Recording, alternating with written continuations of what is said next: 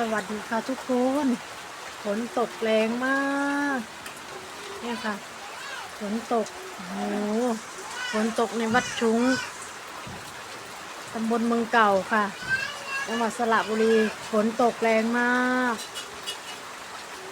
มันตกไม่ยอมหยุดเลยค่ะตกโอ้โหดูดิมืดตึ๊ดตื้อเลยค่ะทุกคนเปิดออกมาสิลูกเปิดออกมา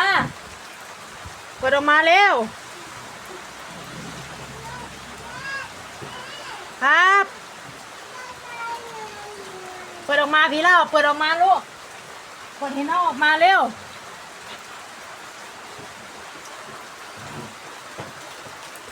เปิดให้น้องออกมาเร็วลูก